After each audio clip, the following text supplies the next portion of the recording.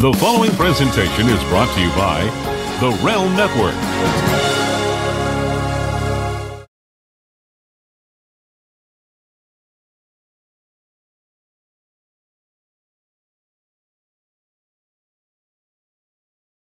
Today on Mr. Media, I'll talk to journalist Tony Doris.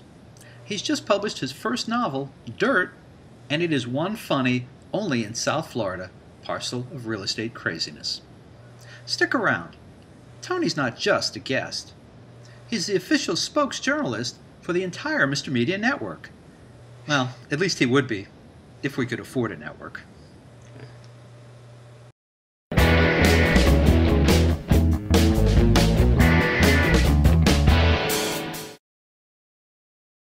So much media, so little time.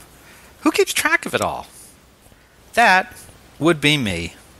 This is Bob Andelman, and this is a Mr. Media interview, brought to you by Amazon.com, Audible.com, and 1-800-DIAL-DJs. Please stop by the website, MrMedia.com, click on our advertisers, support the show. And remember, there's more than 1,000 interviews available at MrMedia.com. We've been doing this since February 2007. Hope you'll find something you like. And thanks for listening.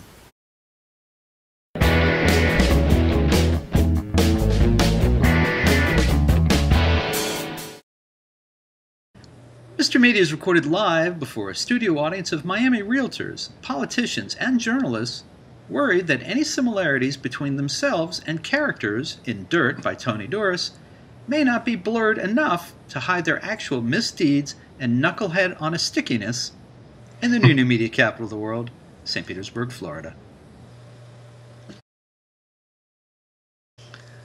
Hundreds of novelists have paraded through this show over the last 8 years to promote their works of fiction, and many of them were first-timers. But Tony Doris is the only one I personally nudged to pull his first novel out of a dusty drawer and publish it. Not only that, Dirt is the first fictional property I have published under the Mr. Media Books banner. Now, Tony and I have been friends for almost 30 years, boy, you're old, and I have always thought he was a terrific writer. He sees the world through a lens with its filter, askew, even when his work as a journalist took him through the most serious topics. His friends knew he would always find the subtle humor in anything he touched. So when he wrote his first novel during late nights and weekends while working his day job as a reporter and editor at the Palm Beach Post, I was frustrated that no traditional publisher bid at it. But in this day of ebooks, I didn't believe a work as witty, insightful, and clever as Dirt should stay in a drawer. So I cajoled my buddy to dust it off and let me publish it. If you like the work of Miami's better-known journalists turned novelists such as Carl Hiaasen and Dave Barry, and even the late Elmore Leonard, I think you'll dig Dirt. And if you're in politics, or the real estate, or journalism business, you'll probably encounter a lot of familiar people, I mean industry types, in the book. Tony Doris, welcome to Mr. Media. Thanks, Bob. Thanks for that introduction. You're welcome. And folks, does this guy not look like Andy Garcia or what? I'm telling you. Anyway, Tony, congratulations on Dirt. I'm sorry, who are you again? Oh, go screw yourself. First guest I've told that to. You got to know there's some history there. So, Tony, so many journalists want to write a novel, but you actually did it. Why? I mean, how did you compel yourself to get it done? Well, I'm one of those folks who waited a long time before getting around to doing something that he really wanted to do all along. Journalism is a trade, a craft, but, in your heart, sometimes you want to do other things. But, it's always a little bit hard to take the leap. And, one thing that I kept in mind is that, Herman Melville didn't write Moby Dick till he was 45. And then suddenly that time was getting close, and then it was going by, and so that's what made me do it, and made me get off my duff. It's hard when you got a day job, I tell you. But I had some commuting time in the morning on the way to work that helped me get it started. So. Wait. You were typing while you were driving? No, on the train, fortunately. Oh, okay. All right. That was before the texting days. So you actually had free time, Yeah, with a pen and a pad. Actually started with pencils and pens. Wow, you are an old world guy. What were you, born in the 20th century? Yeah, I actually drew an outline. Oh A, B, no! C, Roman numerals, some of those. Yeah. Oh man. Well, what was the hardest part about doing it for a guy who was used to journalism and daily deadlines, or was that actually good training? That was great training for it because I always took my journalism as when I was writing, I was always trying to pay attention to the five senses, not just do an AP style matter of fact thing. I was always trying to look for the humanity in it, the smell of it, the touch of it, the taste of it, make it like a novel. But the most frustrating thing was always never having the time to give it the justice. So I ended up writing this in bits and pieces and just stealing time here and there from everything I could to put it together. But when you have a day job, like I say, it's hard. But also the day job gives you all the ideas and just puts you in the real world and tells you all the details about how things work. So, you have to have lived a little bit to have something to tell a story about. So. I think that's the biggest part. I know in my own work, it took me years before I felt comfortable attempting fiction because I just felt like I don't have anything to write about. I mean, you hear about these guys who are in their teens or their 20s, men and women who are in their teens or their 20s, and they start writing fiction and they have great insights. But I just kind of felt like until I was in my 40s that I just didn't have. I mean, I had to stick to journalism really because I didn't really have, something to say. The view on things. Different skills come at different times. There are some people who are really driven when they're younger, but they haven't had the experience at the writing, and yet other people, are able to write really well when they're young, but they don't have the perspective. So it's it's a blend. I felt I was finally ready. So you felt that the daily deadline business was good for you because you're used to writing a certain amount of words a day. You organize. Is that it, or is there something else? Well, that's part of it, but mainly, as a journalist, you're a jack of all trades. In Miami, I was focusing on the real estate industry and business and law, and those are all the things that combine to kind of rule the city. And that's the only way you can learn about it. Fiction, you can imagine fiction as something that you're completely imagining from top to bottom. But in fact, the thing that gives it more bite is when you've got some reality to cling to, when you take the reality and bend it instead of trying to imagine what reality might be. Would it be fair to describe this book as a bit of a roman à clef? Sure, I guess you could call it that. It talks a little bit, it takes pieces of my life, it takes pieces of the life of the city. But again, no one in real life is exactly depicted in any way. It's all just, as I said, took it and twisted it and bent it. My daughter said to me the other day, "Oh, I read this, your character is this girl who sounds just like me." And I said, "Yeah, except for one thing, you're 18, and when I started writing this, you were only 8. So you have to take something and imagine into the future, imagine into the past. It's kind of one of the fun things about writing is you travel through time a little bit." Well, it's funny that your daughter, who of course I know, had kind of wondered if that was sort of her there. I thought the same thing, frankly, even knowing how long it had taken you to write the book and then to get it published. But the thing I also felt is in reading sort of the hero of the book, or the protagonist of the book, Charlie Harrington, that to me, that has Tony Doris all over the voice of that when he's speaking. Except again, in the book, he's very farther advanced, farther more than I was as a journalist. When I first started this thing, as you said, I'd been writing this over a period of years, and I think maybe it's time to explain a little bit about how the plot works so people have a sense of it. Basically, it's the story of a tired, neglected journalist who, the public loves him, they've been reading him for years, but his editors are, a little bit, tired of dealing with old Charlie when they've got all their minimum wage reporters that they can push around a lot more. So Charlie's writing his columns, and he's always in the background, but one day his daughter gets an internship at the newspaper doing all the scut work. And as she's doing her scut work, she gets a chance one day to fill in for the cops reporter who happens to be off for the night. And so she starts stumbling across stories that the other reporters miss. She just happens to see stuff, but she's a beginner, so she drags her dad out of his cocoon and says, "Help me," and together they solve the things that they start seeing going on around town and figuring out what's really happening.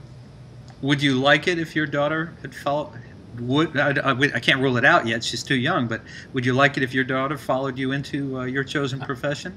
I've advised against it. And Why? in fact, It's such a growth industry. I don't know if I should tell you this, but she said to me, "Don't worry, Dad. I don't want to be broken out of hope my whole life." And I said, "Hello, I'm here. I can hear you." She said, "Well, I'm in the room. The profession is problematic. They're going through challenges now, and that's certainly true." I have to make sure my daughter doesn't hear this either.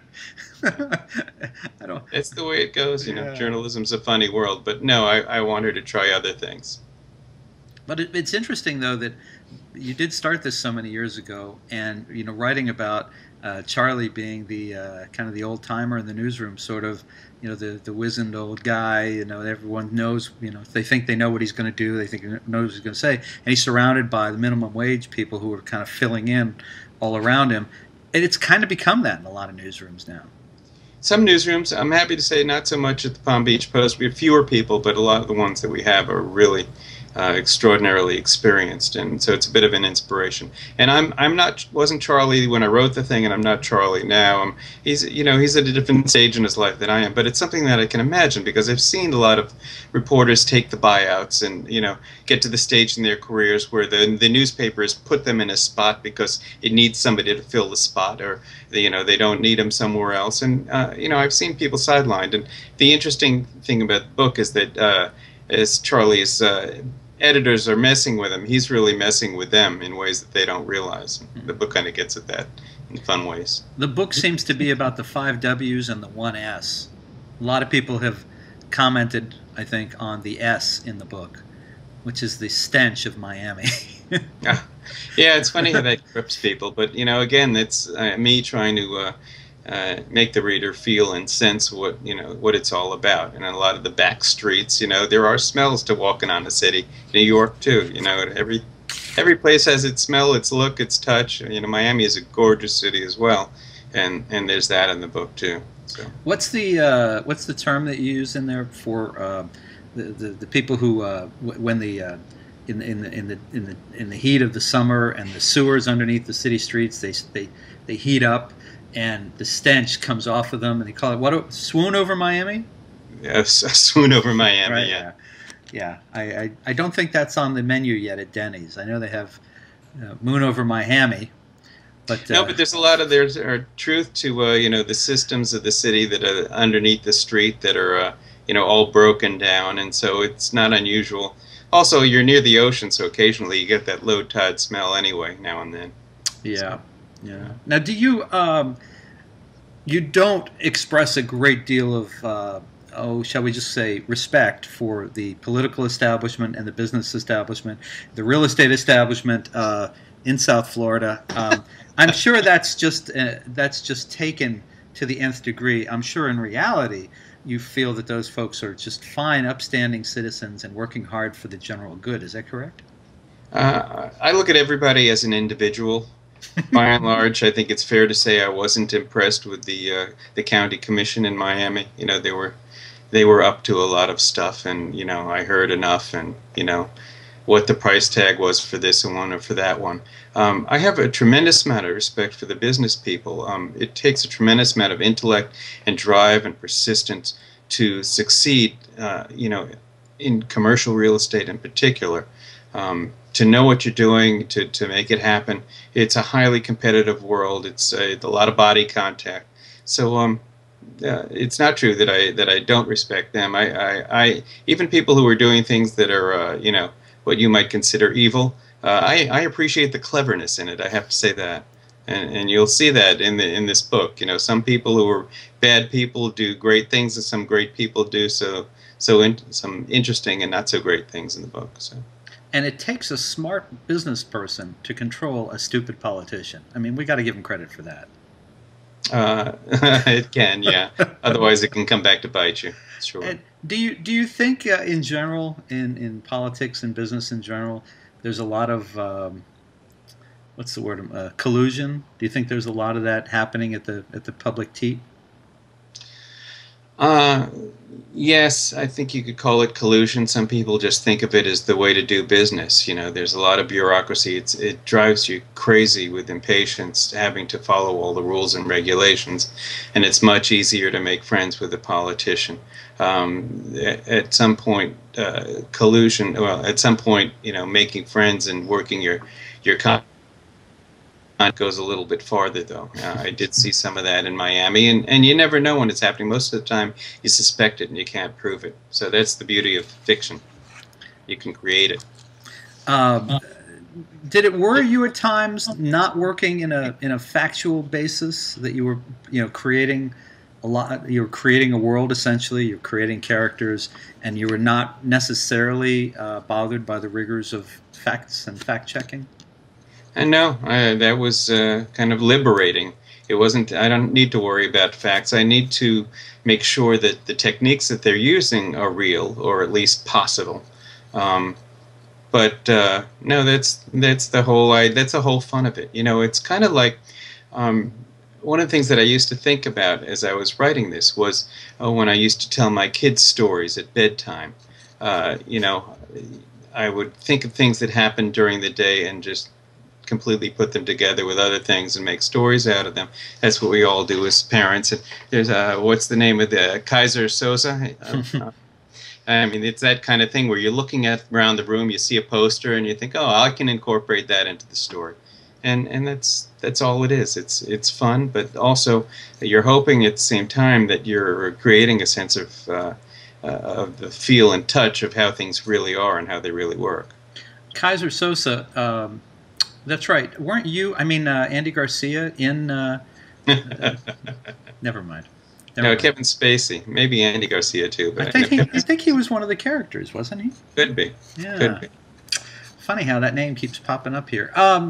So how different different or difficult was the process of writing fiction versus journalism for you? Or were you able to go, I mean, because you were doing both in any given day while you were writing this.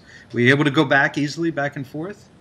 Yeah, I was actually quite comfortable with it. Fiction is, you know, closer to my heart. So, and it started out with the people. You know, the first thing I did before I even tried to think out a plot was to imagine, well, first thinking of what I wanted to say, basically, but then who are the people going to be who can transmit the story. And so before writing a plot, I wrote a biography of 5 or 6 or 7 or 8 different characters. All of the characters who appear in the book, you know, I sketched out who they were, things that never appear in the book, but to know who they are and how they'll react. And so once you give life to them, then they act on their own in a way, and the plot goes with them. Yeah. And what about, I mean, I would think, again, journalism was a good training ground for this part. Did you do a lot of rewriting once you had finished the first draft? A tremendous amount, you know, many times. Every chapter I went over and re-went over, shortened it, cut out a lot of stuff. It's, you know, I'm a reporter and I've been an editor for a lot of time too, so I'm used to cutting things out. You know, first, the whole technique to get the thing done, especially when you're doing it in bits and pieces, is spit it out, get it on the page, and then go back and redo it and polish it. And, you know, it's the same with any book. Was there anyone particular that you trusted to read it after you before you know, started showing it around? It was hard. I gave it to a bunch of people to look at it, and you know, it's funny, unless it's a real professional editor, the first thing they start looking at is typos. Whereas what I was hoping people would look for were things like, you know, inconsistencies, or this doesn't make sense, or why don't you do this or that. I think, at least my experience has been, you always hope to have an editor who will really take charge and rework things. But in reality, in life, it's up to you. And so that's one of the ways in which my journalism experience helped. I was able to go it alone, and for much of the way. And I wish I had paid attention to people who might have paid more attention to the typos, because I did end up with a bunch of those no matter how many times I rewrote it. So. Listen, I've done enough books. I can tell you, no matter how many people, no matter how many people's hands it goes through, it always winds up with typos, and there's some stupid error that you just go, oh man, I can't believe that got by 16 people or 3 people. Spell checker just doesn't catch half of it, you know. No. But like I said, that's why it helps to have a little bit of experience as an editor. So I got most of that stuff. I was more concerned with making a good, fast-flowing story that was, funny and said something about what I wanted to say. What is it about South Florida, do you think, that lends itself to these kind of books? I mean, we talked about Carl Hiaasen, Rick Barry, even Elmore Leonard, who, they can write a believable, whether it's a mystery or a sort of a journalistic thing or police procedural, but there's always this bizarre element that comes out of South Florida. And I mean, there's a writer who does it out of Tampa now as well. It's really all over Florida. There's something about it, and I don't know. It's the heat. It's the humidity. There's a bit of the Wild West in there. There's a bit of an attitude of, what's the worst that can happen? Let's go for it. There's a bit of Latin easy dealing, or European easy dealing. It's all these cultures coming together and everybody trying to get away with something. I'm not so sure that it doesn't happen elsewhere, maybe with a little different flavor to it. But, I went up to Palm Beach County after being in Miami, and everybody up in Palm Beach County makes fun of Miami as being so corrupt. And then one by one, a whole bunch of officials in Palm Beach County were ending up in jail. It was just a good old boy kind of corruption instead of, a young nouveau riche kind of corruption. There's a lot of money flowing around in government, and a lot of people hold the purse strings, and so that's always, you're always going to see stuff. But why it's particularly crazy, I can only think people have been out in the sun too long down here. Well, Palm Beach officials or Palm Beach business people, whatever the case may be, them pointing at Miami and making fun of them is truly the pot calling the kettle black. I mean, it's just hello, hanging chads, anyone? Yeah, exactly. Like I say, it happens everywhere, but it is a fact of life up in the rest of Florida that people kind of look down their nose at Miami, and some of it's just out and out racism is what it amounts to. But in Miami, it's sometimes the sheer the ambition of the crooks is what's so admirable. I don't know how else to say it. I admire that when I see them going to such great lengths and to do such things that seem so obvious that you and I would never do it because you'd get caught, and yet. So. Well, what writers? Going into this project, were there any particular writers that you thought about or you wanted to emulate, or whose work you'd like to be sitting next to on a bookshelf one day? I, of course, liked the humor of Carl Hiaasen. Who doesn't? It was important to me to have something that was also meaningful. Not that Carl Hiaasen doesn't have meaning in his books, but so I could reach back to somebody like a Hemingway and say, short sentences. It can really bring tears to your eyes or make you see something that you didn't see before.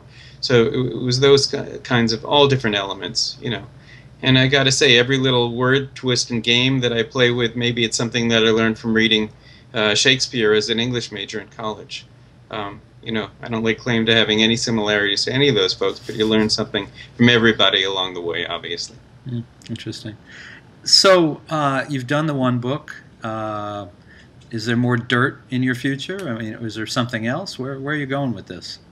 There is. I've already written a first draft of the second one, although, like anything else, I'm not happy with it. So I'll be working on it, and I have the idea for the third one. It is funny. I heard some movie producer or director on the radio a few weeks ago saying something like, it always, when we do these movies, they always suck, and our job is to take the suck out of them. So I've got a second book all done, but it's not done. So that's what I got to do. So will that be the continuing adventures of yes, Charlie and Madeline? It will be. I don't want to give too much away, but in this first book, Charlie and Madeline, his daughter, they do their investigative journalism, and they pretty much figure out what's going on. And I theme of Oh, you just gave away the ending. I told you I wasn't going to do that. Come on, no spoilers. They pretty much figure out what's going on. The second book kind of happens a couple of years later. And, it turns out that after they were the big heroes, they got kind of snowed, or they got kind of, shown in a darker light. People didn't like the way that they had gone about things, and so they ended up almost in exile, or at least Charlie did. And so the book is more about fighting back from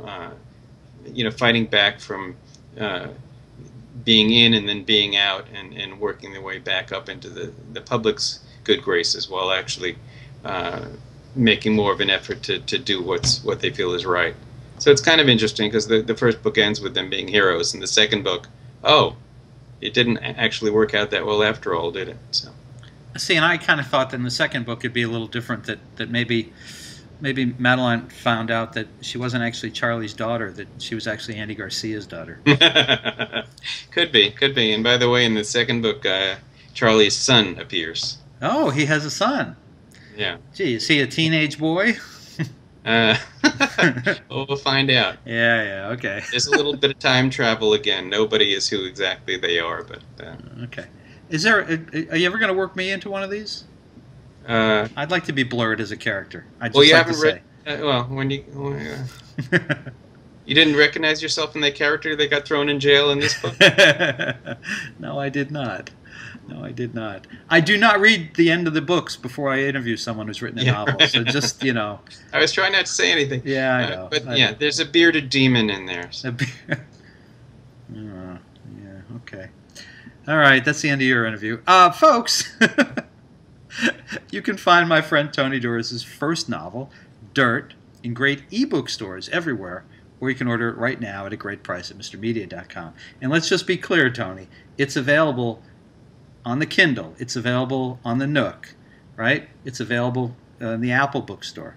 That's correct. All those things. All those places you can find it, and we expect pretty soon you'll be able to order it in print as well as a paperback. So, if you're not an ebook person, come back soon. It'll be available in print.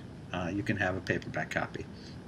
And what about you have a website for the book, I believe? TonyDoris.com. How can you forget that? I just wanted you to say it. And what about, are you on Twitter or Facebook or any other social media? I am on Twitter, Tony Doris at PBP, as in Palm Beach Post.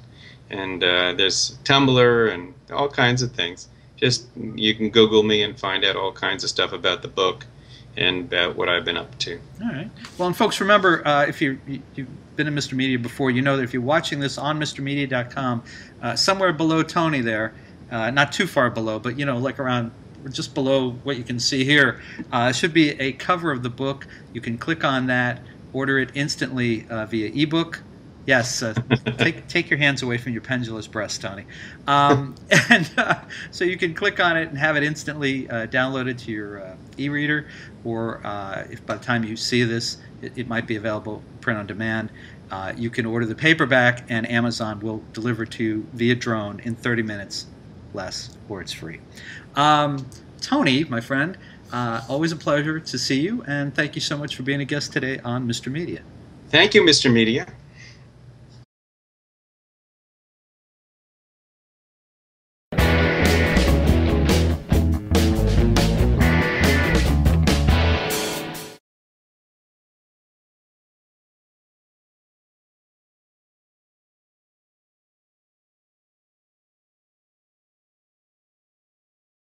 Who are you again? Yeah, fuck you. That's who I am.